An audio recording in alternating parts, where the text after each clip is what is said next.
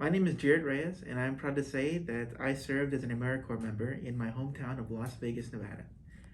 I joined AmeriCorps because I wanted to give back to my community while developing valuable skills and encountering exciting experiences. When my AmeriCorps journey began, I thought it would be a simple story for me to retell. I was a success mentor, I helped children with their sight words, I encouraged them to do their best. Now, I thought it would be that simple, but reality is oftentimes more complicated than that. I started my AmeriCorps journey as a success mentor, but my role quickly evolved into something different. I was asked to be a community navigator, a brand new position created as a response to a growing need of resources due to the COVID-19 pandemic. What did that look like? Well, sometimes it looked like setting up tables and talking to community members at resource fairs. Sometimes it was taking calls from residents, listening to their needs, and doing my best to connect them to the resources that they asked for. If it was food, we signed them up for free grocery programs. If it was a device for their child to use for distance learning, we contacted the schools to get them set up. And I would definitely be lying if I told you it ended at just that. SNAP applications, Medicaid applications, housing assistance, providing adult diapers. Yes, an elderly resident once reached out to us and told us that they needed adult diapers. And something we learned quickly was that there weren't too many organizations out there providing adult diapers. We ended up securing a personal donation that I then delivered to their doorstep. And we helped a lot of people by responding to calls we received from them, but you can only reach so many people by asking them to call a phone number on a flyer.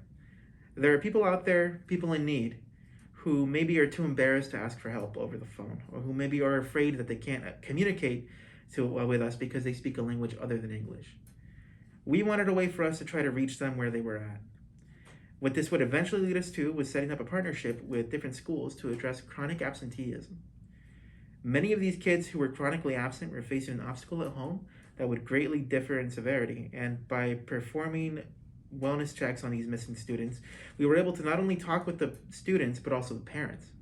We could talk to the parents directly about the challenges they were facing, and many were very open about what they needed. A lot of parents needed a place for childcare while they went out to work during the day, and we referred them to our Vegas Strong academies. One parent had their phone and internet disconnected and were too embarrassed to inform the school. So we hooked them up with a hotspot and helped them sign up for a Lifeline subsidized phone. I'm telling you these experiences not to just simply recap what I did during my service term. I'm sharing these experiences because I think they perfectly encapsulate what service means to me. When I started as a success mentor, I had no idea what I would go on to do as a community navigator. When I started as a community navigator, I only had a vague idea of the kind of duties and interactions that I would have. Now, as my duties as a community navigator expanded, I often found myself with more questions than answers, but I never thought about giving up. These were just a series of unforeseen obstacles that I would need to get through. And I never would have thought that I would be helping someone fight an eviction when their landlord refused to acknowledge the eviction moratorium. I reached out to a nonprofit that provided legal services, and they sent me instructions on every step this person would have to take in order to formally challenge the eviction. And I stood with them every step of the way.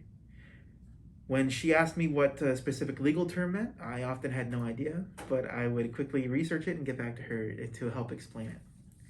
And when you go out there and devote yourself and your time to community service, it won't always be easy. The answers won't always be clear, and I can understand why that might be frustrating for a lot of people. It does get frustrating. But the obstacles you come across exist because the members of the community are facing those very same obstacles. And when you make the choice of service, the choice to become an ally of those in need, you get a first-hand look at what reality is like for a great number of people and institutions. You get to know their individual and shared struggles, their individual and shared stories. And although your time in service is only temporary, for that short amount of time, you experience what it truly means to be a part of a community, what it means to build community, to feel community. It gives you a chance to expand your worldview and give you a new perspective on different issues on life. And so, I would like to thank AmeriCorps for giving me the opportunity to go out there and make an impact and continuing to provide that opportunity for others. I would also like to thank all of the AmeriCorps members nationwide for the work that they do for their communities. Explaining the importance and significance of AmeriCorps and its members is as simple as ABC. AmeriCorps builds community. It isn't easy to go out there and build those meaningful relationships that are essential to service, but we do it anyway because we are AmeriCorps and we get things done. Thank you.